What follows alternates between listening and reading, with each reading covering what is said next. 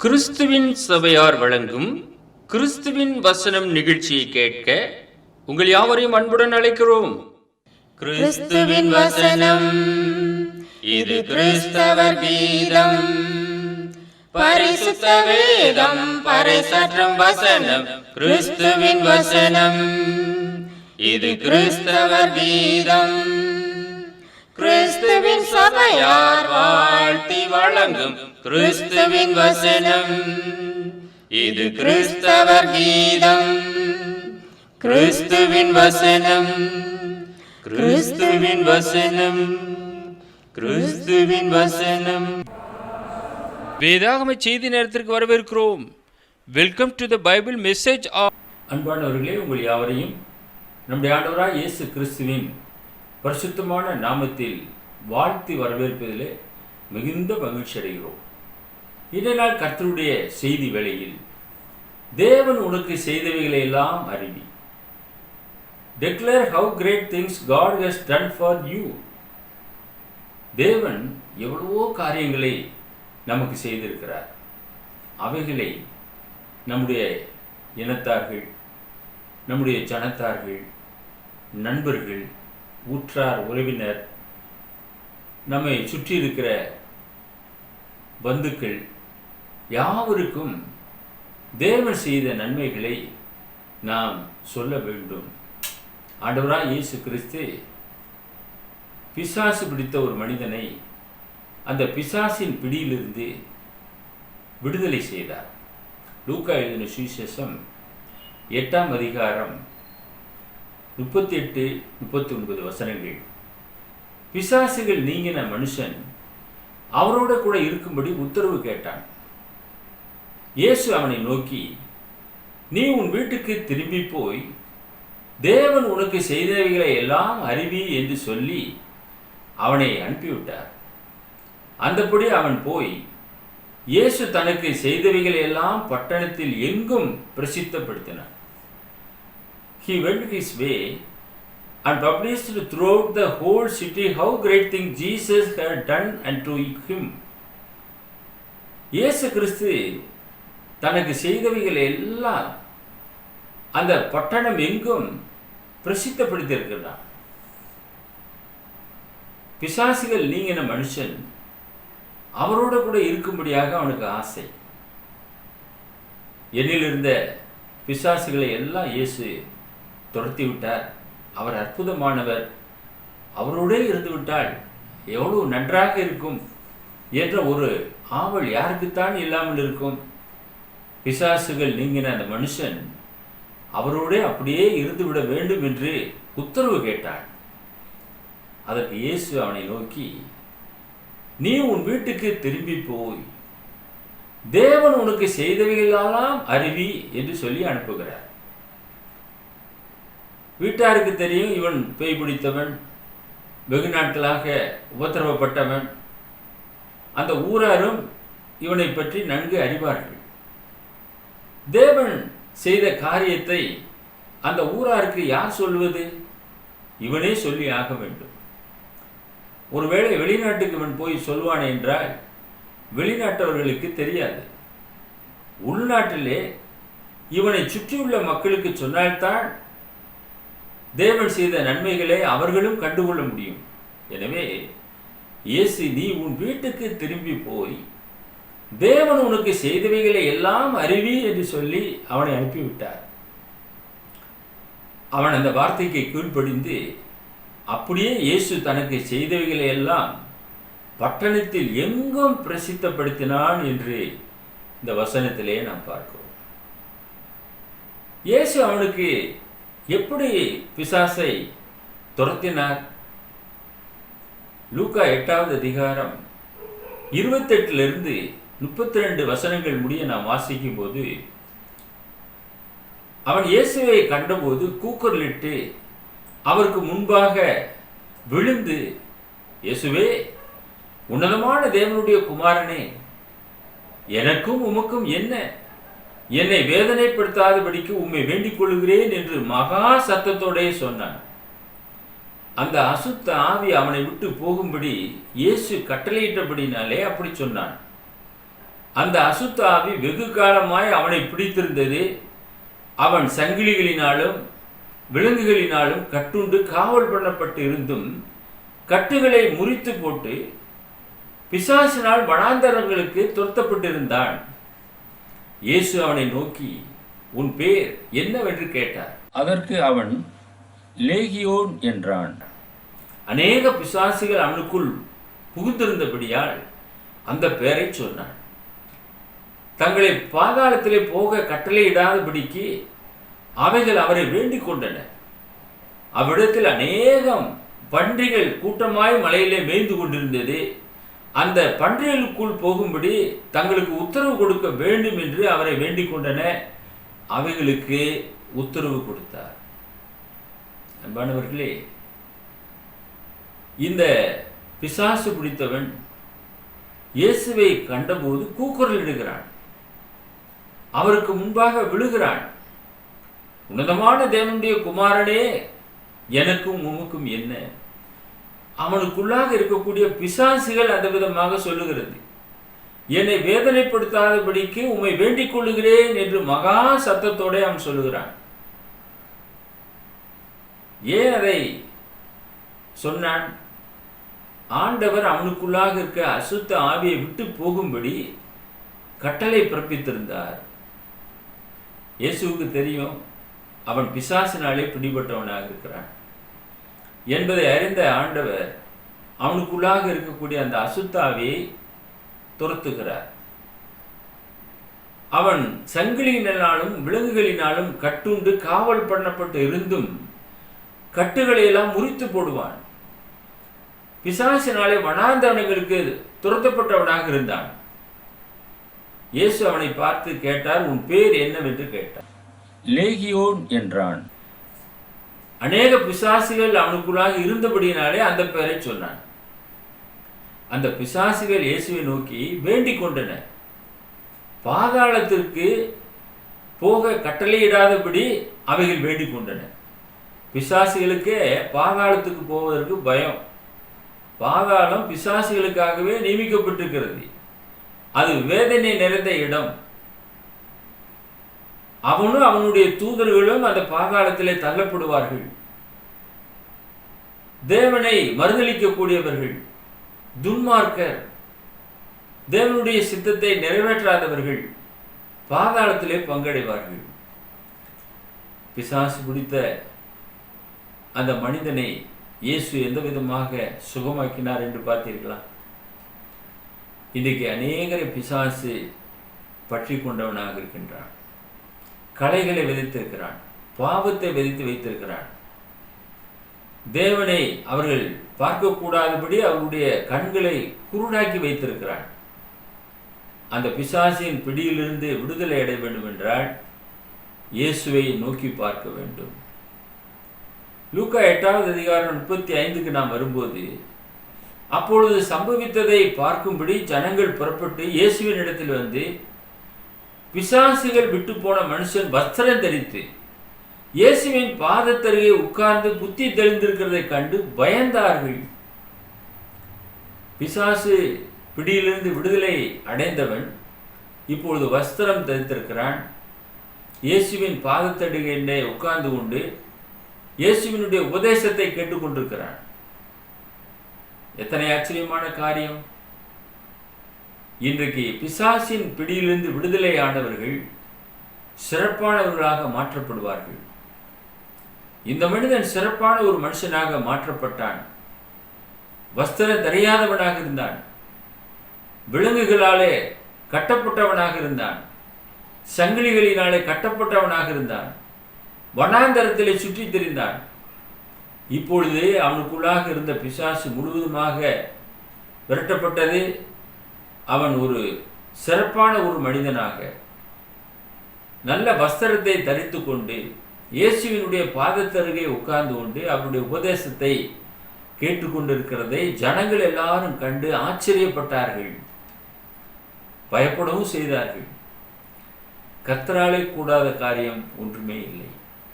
தொலைக்காட்சி நேயரே, நீங்கள் இயேசுவை விசுவாசிப்பீர்கள் என்றால் பிசாசின் கோர பிடியிலிருந்து விடுதலை ஆவீர்கள். அவன் புத்தி தெளிந்து இயேசு தனக்கு செய்தவைகள் எல்லாம் எப்படி பிரசித்தம் பண்ணினானோ அதே போல நீங்களும் நானும் தேவன் நமக்கு செய்தவைகளை நம் ஜனத்தார் அன்றையிலே சொல்ல வேண்டியவர்களாக இருக்கின்றோம். அப்போஸ்தலனாகிய பேதுருவை பற்றி நாம் படிக்கிறோம்.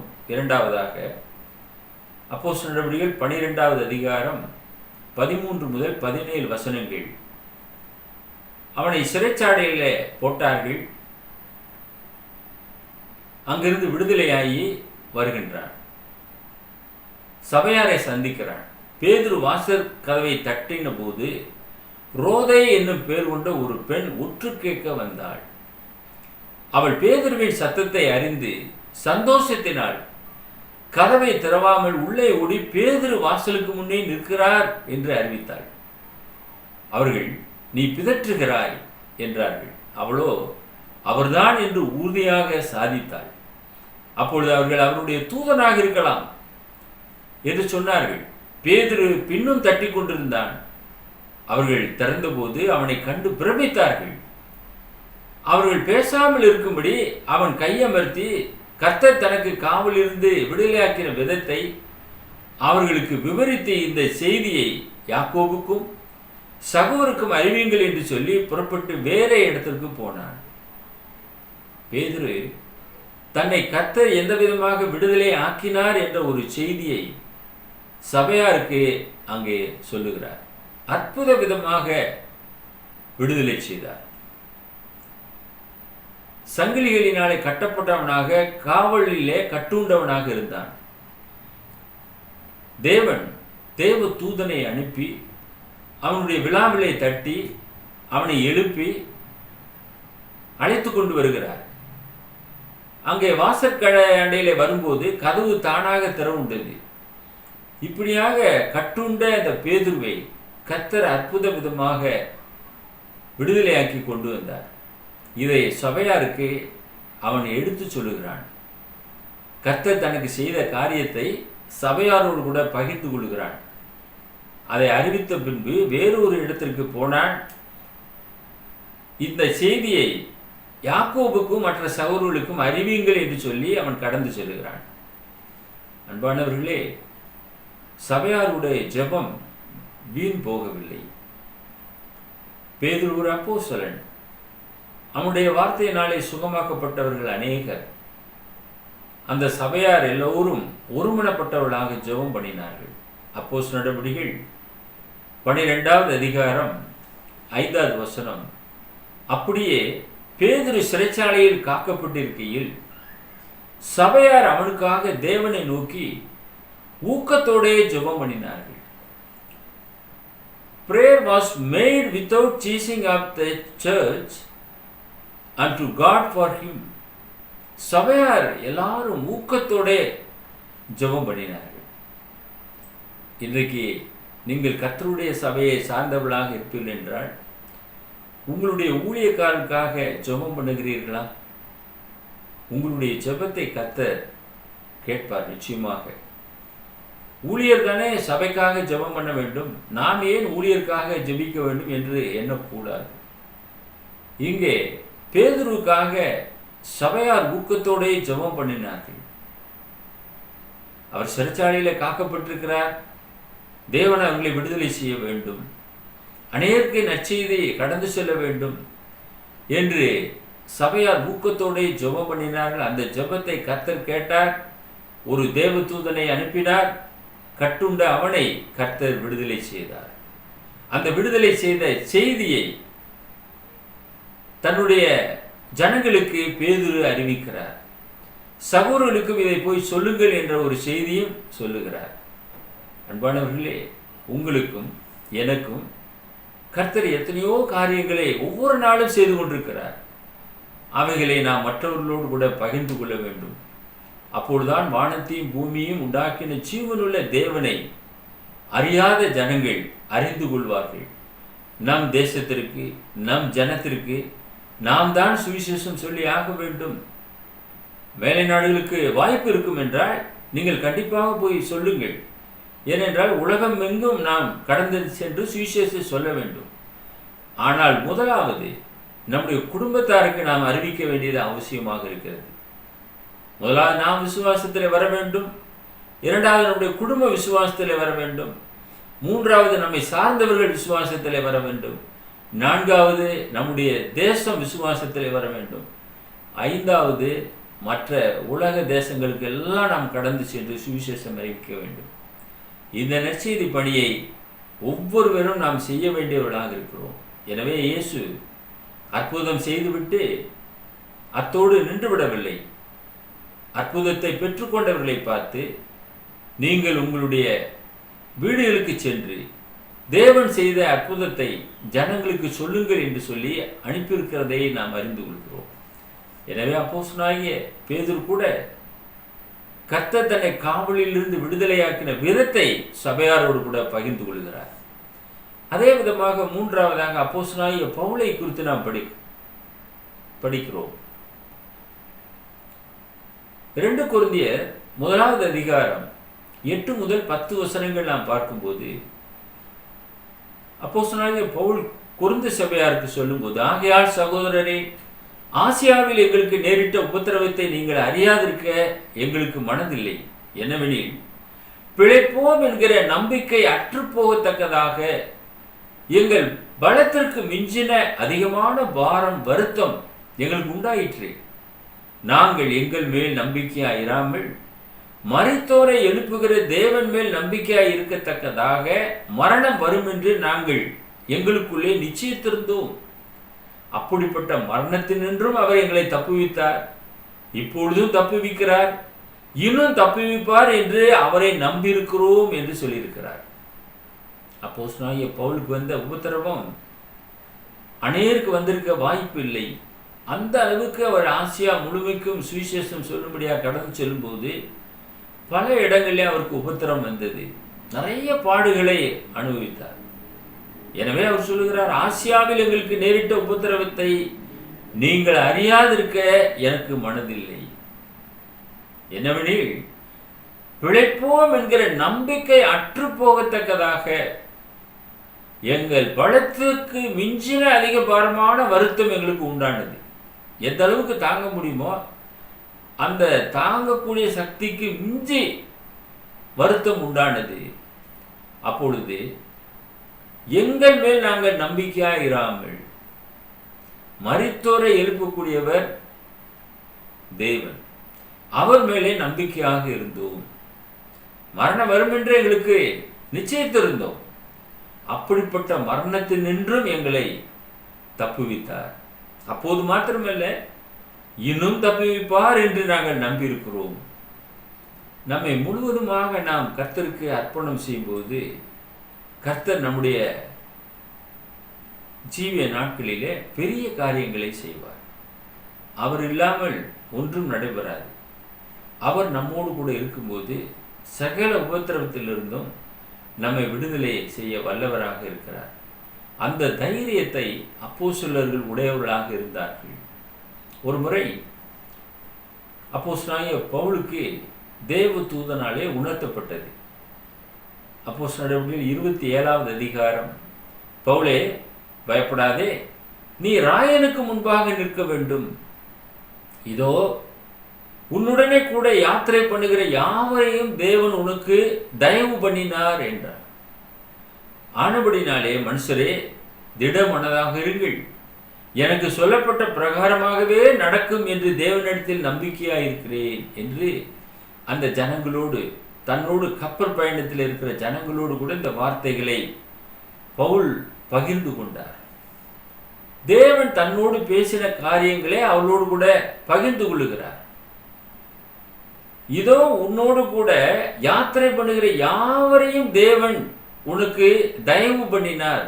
அவங்களுக்கு ஒண்ணுமே வராது, கப்பற் சேதமே ஒழிய மரண சேதங்கள் எதுவுமே வராது, உயிர் சேதம் எதுவுமே வராது என்ற ஒரு காரியத்தை உறுதிப்படுத்தினார் தேவனுடைய தூதன். பவுல் மீது இரக்கம் கொண்டு தேவன் இந்த காரியத்தை செய்தார். தேவன் செய்த இந்த காரியத்தை அவர் அப்படியே அடக்கி வைத்திருப்பார் என்றால் அவர்களுக்கு எப்படி தெரியும்? அவர்கள் நம்பிக்கையற்று போயிருப்பார்கள். இந்த காரியங்களை சொன்ன உடனே அவர்களுக்குள்ளாக நம்பிக்கை வந்து விடுகிறது, விசுவாசம் வந்து விடுகிறது. பவுலோடு கூட இருக்கிற தேவன் நம்மையும் காப்பாற்றுவார் என்ற ஒரு அசையாத நம்பிக்கை. அன்பானவர்களே, உங்கள் நிமித்தமாக அநேகர் ஆசீர்வதிக்கப்படுவார்கள். அதை நீங்கள் விசுவாசிக்கிறீர்களா? நீங்கள் உறுதியாக இருக்கும்போது கர்த்தர் உங்களை கொண்டு பெரிய காரியங்களை செய்வார். அந்த நம்பிக்கையிலே உறுதியாக இருங்கள்.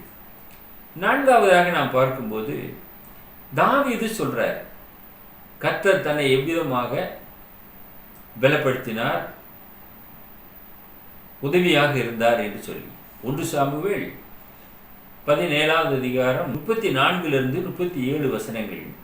தாவீது சவுலை பார்த்து, உம்முடைய அடியான் என் தகப்பனுடைய ஆடுகளை மேய்த்து கொண்டிருக்கிற போது ஒரு விசை ஒரு சிங்கமும் ஒரு விசை ஒரு கரடியும் வந்து மந்தையில் இருக்கிற ஒரு ஆட்டை பிடித்து கொண்டது. நான் அதை தொடர்ந்து போய் அதை அடித்து அதை அதன் வாய்க்கு தப்புவித்தேன். அது என்மேல் பாய்ந்த போது நான் அதன் தாடியை பிடித்து அதை அடித்து கொன்று போட்டேன். அந்த சிங்கத்தையும் அந்த கரடியையும் உம்முடைய அடியானாகிய நான் கொன்றேன். விருத்தச்சேதனமில்லாத இந்த பெலிஸ்தனும் அவைகளில் ஒன்றை போல் இருப்பான். அவன் ஜீவனுள்ள தேவனுடைய சேனைகளை நிந்தித்தானே என்றான். பின்னும் தாவீது, என்னை சிங்கத்தின் கைக்கும் கரடியின் கைக்கும் தப்புவித்த கர்த்தர் இந்த பெலிஸ்தனுடைய கைக்கும் தப்புவிப்பார் என்றான். அப்போது சவுல் தாவீதை பார்த்து, போ, கர்த்தர் உன்னுடனே கூட இருப்பாராக என்று சொல்லி அனுப்புகிறதை நாம் பார்க்கிறோம். அன்பானவர்களே, தன்னை எப்படி கர்த்தர் பலப்படுத்தினார் என்ற காரியத்தை அங்கே சவுல் ராஜா முன்பாக அவன் பகிர்ந்து கொள்கிறான். தாவீது அவன் ஆடு மேய்த்து கொண்டிருந்த போது நடந்த ஒரு நிகழ்வு. அதை சொன்னாத்தானே தெரியும். கர்த்தர் எப்படி காப்பாற்றினார். தன்னுடைய ஆட்டு மந்தையை சிங்கம் பிடிக்கும் போது அதை தொடர்ந்து போகிறான். அதனுடைய வாய்க்கு தன்னுடைய ஆட்டை விடுவிக்கிறான். சிங்கத்தை கண்டாலே படையே பயந்து ஓடும். ஆனால் இவனோ அந்த சிங்கத்தை பின்தொடர்கிறான். என் மந்தையில் இருக்கிற ஆட்டை அது பிடித்து கொண்டு சென்று விட்டது. கெவி வரைக்குமாக கடந்து செல்கிறான். அதனுடைய வாய்க்கு தப்புவிக்கிறான். அந்த சிங்கத்தை கொன்று போடுகிறான். அது மாத்திரமல்ல, அதே போல ஒரு முறை கரடியும் அந்த விதமாக செய்தது. கரடியிலிருந்து விடுதலை ஆனால் கரடியும் கொன்று போட்டான். இப்படி இவைகளெல்லாம் நான் கொன்று போடும்போது இந்த பெலிஸ்தன், தேவனை தூசிக்கிற இந்த பெலிஸ்தன் ஏமாத்திரம், அவனை நான் கொன்று போடுவேன் என்று ஒரு கவன் கல்லாலே அவனை வீழ்த்தினான். எத்தனை அற்புதமான காரியம்! சவுலும் அவனை என்கரேஜ் பண்ணுகிறார். கர்த்தர் உன்னுடனே கூட இருப்பாராக என்று அவனுக்கு சொல்லுகிறார். அவனும் என்ன சொல்லுகிறான்? என்னை சிங்கத்தின் கைக்கும் கரடியின் கைக்கும் தப்புவித்த கர்த்தர் இந்த பெலிஸ்தனுடைய கைக்கும் தப்புவிப்பார் என்றான். கர்த்தர் தான் அதை செய்வார். தேவன் அற்புதமானவர். அவர் உங்களுடைய வாழ்க்கையில எத்தனையோ அற்புதங்களை செய்கிறார். தாவீதுக்கு இப்படிப்பட்ட அற்புதத்தை செய்தார். உங்களுக்கும் ஒரு அற்புதத்தை செய்திருப்பார். எனக்கும் எத்தனையோ செய்து கொண்டிருக்கிறார். இன்னும் செய்வார். அவைகள் எல்லாம் ஜனங்களுக்கு நாம் சொன்னால்தானே தெரியும். கர்த்தர் அற்புதமானவர். அவருடைய நாமம் வல்லமை உள்ளது, அதிசயமானவர், ஆலோசனை கர்த்தர், நித்திய பிதா, மகிமையான தேவன், உன்னதமானவர், நிகரற்றவர். வானமும் பூமியும் அவராலே சிருஷ்டிக்கப்பட்டது. இத்தனை அற்புதமான ஆண்டவரை நாம் அடக்கி வைக்கலாமா? மற்றவர்கள் நாம் சொல்லியாக வேண்டும். ஐந்தாவதாக, இஸ்ரவேல் தேசத்து ஒரு சிறு பெண் அங்கே அற்புத கர்த்தரை அடையாளம் காண்பிக்கிறாள். 2 ராஜாக்கள் 5வது அதிகாரம் முதல் 4 வசனங்கள். சீரியா ராஜாவின் படைத்தலைவனாகிய நாகமான் என்பவன் தன் ஆண்டவனிடத்தில் பெரிய மனுஷனும் எண்ணிக்கை உள்ளவனுமாயிருந்தான். அவனை கொண்டு கர்த்தர் சீரியாவுக்கு ரட்சிப்பை கட்டளையிட்டார். மகா பராக்கிரமசாலியாகி அவனும் குஷ்டரோகியாக இருந்தான். சீரியாவிலிருந்து தண்டுகள் புறப்பட்டு இஸ்ரவேல் தேசத்திலிருந்து ஒரு சிறு பெண்ணை சிறைபிடித்து கொண்டு வந்தார்கள். அவள் நாகமானின் மனைவிக்கு பணிவிடை செய்து கொண்டிருந்தாள். அவள் தன் நாச்சியாரை பார்த்து, என் ஆண்டவன் சமாரியாவில் இருக்கிற தீர்க்கதரிசனிடத்தில் போவாரானால் நலமாயிருக்கும், அவர் இவருடைய குஷ்டரோகத்தை நீக்கி விடுவார் என்றாள். அப்பொழுது அவன் போய், இஸ்ரவேல் தேசத்து பெண் இன்னின்ன பிரகாரமாய் சொல்லுகிறாள் என்று தன் ஆண்டவனிடத்தில் அறிவித்தான். ராஜாவினிடத்தில் போய் சொல்றார் நாகமான். ராஜா அதுக்கு பெர்மிஷன் கொடுக்கிறார். அங்கே எலிசாவை போய் சந்தித்து குஷ்டத்திலிருந்து விடுதலையானான்.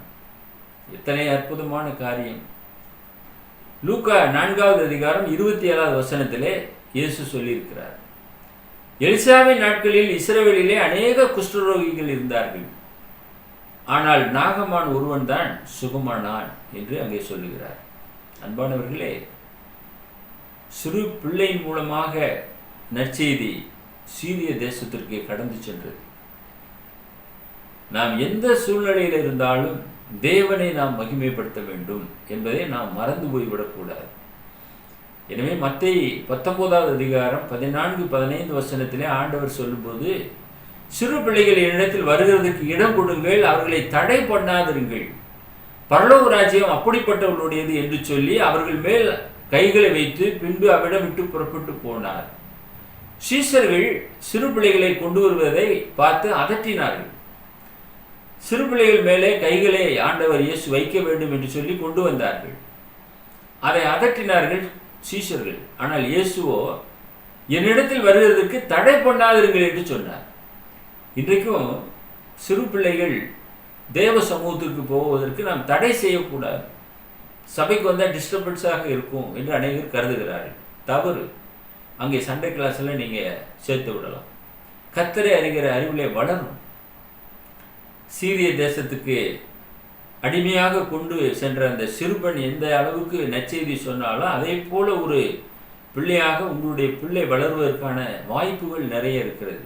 எனவே பிள்ளைகளுக்கு கர்த்தருடைய உபதேசத்தை கொண்டு சேர்க்க வேண்டும். இயேசுவின் இடத்திலே அவர்களை ஒப்புவிக்க வேண்டும். அதை மறவாது செய்யுங்கள். 2 கொரிந்தியர் 19:15, தேவன் அருளிய சொல்லி முடியாத ஈவுக்காக அவருக்கு ஸ்தோத்திரம். Thanks be unto God for this unspeakable gift. தேவன் எவ்வளவோ நன்மைகள் செய்திருக்கிறார் நமக்கு. அந்த நன்மைகள் எல்லாம் நாம் பகிர்ந்து கொள்ள வேண்டும் என்றால் நாள் போதாது, காலங்கள் போதாது. அவ்வளவு நன்மைகளை நமக்கு செய்திருக்கிறார். எனக்கு என்ன நன்மை செய்தார் என்று ஒருபோதும் சொல்லாதிருங்கள். நாம் உயிரோடு இருப்பதே அவருடைய சுத்த கிருபை. உண்டாக்கினவரை நாம் மகிமைப்படுத்தி ஆக வேண்டும். ஆக தேவன் நமக்கு செய்தவைகளை நம்முடைய இனத்திற்கு, ஜனத்திற்கு சொல்ல வேண்டிய ஒரு பொறுப்பு நமக்கு இருக்கிறது. அன்பானவர்களே, எத்தனையோ நன்மைகளை நாம் ஒவ்வொரு நாளும் பெறுகிறோம். அந்த நன்மைகளை மற்றவர்களோடு கூட பகிர்ந்து கொள்ளுங்கள். தேவன் இன்னும் அநேக காரியங்களை உங்களுக்கு செய்வாராக. ஜெபம் செய்வோம். எங்களை நேசித்து வழிநடத்துகிற பரலோகத்தின் பிதாவே, இதுவரைக்கும் பிதாவாகிய தேவன் செய்த நன்மைகள் அநேகம். அவைகளெல்லாம் நாங்கள் மற்றவர்களுக்கு அறிவிக்கத்தக்கதாக எங்களை எடுத்து நாங்கள் இருக்கக்கூடிய இடங்களிலே வாழ்கிறதான ஜனங்களுக்கு அந்த காரியங்களை பகிர்ந்து கொள்ள ஒவ்வொருவரையும் பிதாவாகிய தேவன் எடுத்து பயன்படுத்தி கொள்ள வேண்டுமா வேண்டுதல் செய்கிறோம். இந்த நிகழ்ச்சியை பார்த்து கொண்டிருக்கிற அருமையான நேயர்கள் அவர்களும் உடைய சமூகத்தில் அநேக நன்மைகளை பெற்றுக்கொள்ளத்தக்கதாக கர்த்தர் பெரிய காரியங்களை செய்வீராக. உமையை நாங்கள் துதிக்கிறோம், ஸ்தோத்தரிக்கிறோம். இயேசு கிறிஸ்துவின் விலையேற பெற்ற நாமத்தில் இந்த ஜெபத்தை தாழ்மையோடு ஏறெடுக்கிறோம் எங்கள் பரலோகத்தின் பிதாவே. ஆமென்.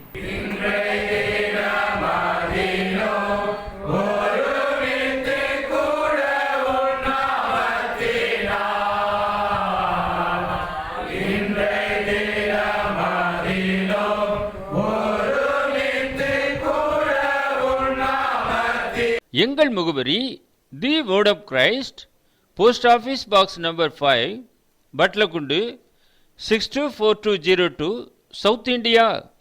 அவர் மொபைல் நம்பர் 9443558041. Another number 6379350509.